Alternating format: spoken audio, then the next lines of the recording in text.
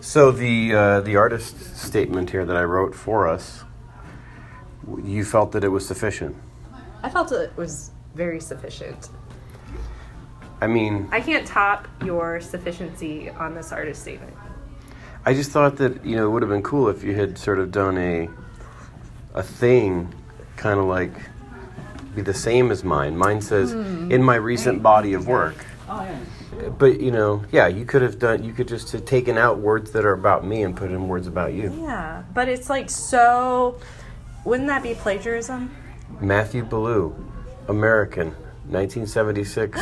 I see what you're saying. Whose work has been a key influence on me. Oh my God, like I could have used this, like because I'm sort of like not stealing necessarily, but I'm appropriating yours in order to create my pattern, which is like kind of like what people have been doing through history anyways with pattern. Yeah. The other thing that I like about it, all of mine have these sort of dramatic differences and yet they cohere. They sort of are the same attempt. Whereas looking at yours, they do completely like unite in the sense that like each one is a response to the piece that's next to it, but it also is a response to the process of the other pieces. So like the differences between, say, this piece and this piece of mine are more pronounced than the difference between this and this.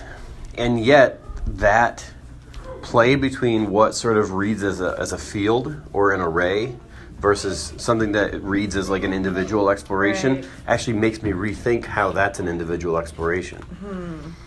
Because when I was doing different iterations of this, I started off with a more zoomed in, I'll just say zoomed in per se, like so this was like blown up more. Yeah, like the more I like pulled back from it, the more that effect like started to take.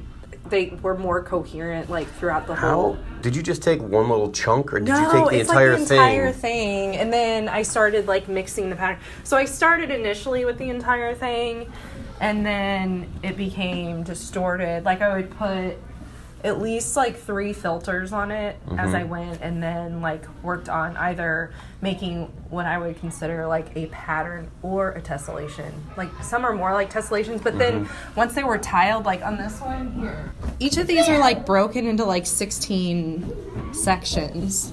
So it gets disrupted, like see here, like that's disrupted. It's disrupted like right there, see that double line? So some of them it's a little bit more noticeable than others. Like you don't really notice it here as much. You can see it.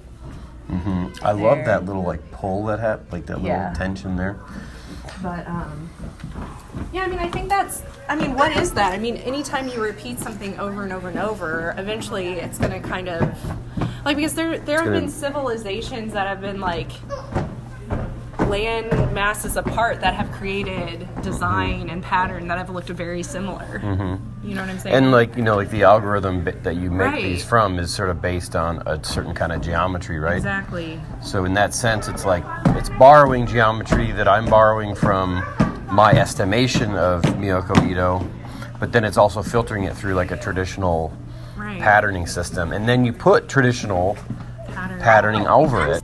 I don't know. Yeah, it was an interesting process, and it is once you start doing this and like tiling, like everything kind of does become more like muddy, like not muddy, but like it evens, right? Yeah, it just like takes on like a different.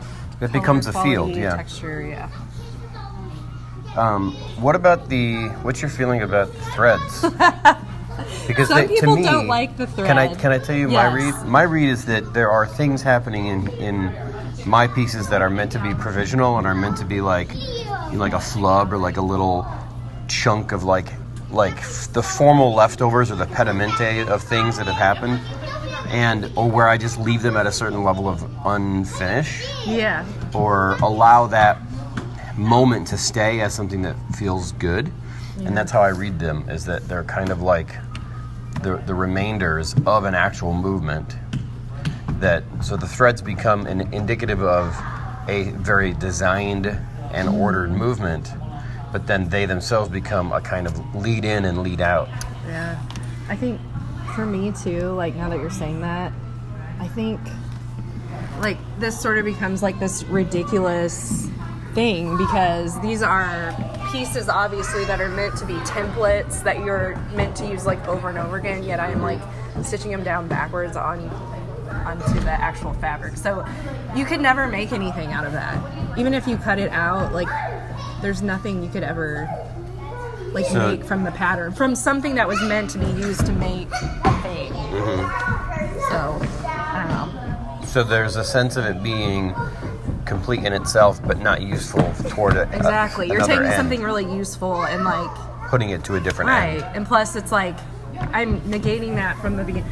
I mean, you could cut all of these out backwards and it wouldn't make a difference. I'm kind of like, when I was going through these, I was thinking about that show. I was like, should I put some forward, some backwards, some whatever? And I was like, I'm just putting them backwards. Like, it's reflecting back on itself. Kind of.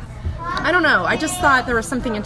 I'm so interested in the idea of a pattern, but not necessarily like making something from it. Does that make sense? So, like to me, this is satisfying. Whoa! You're out of control.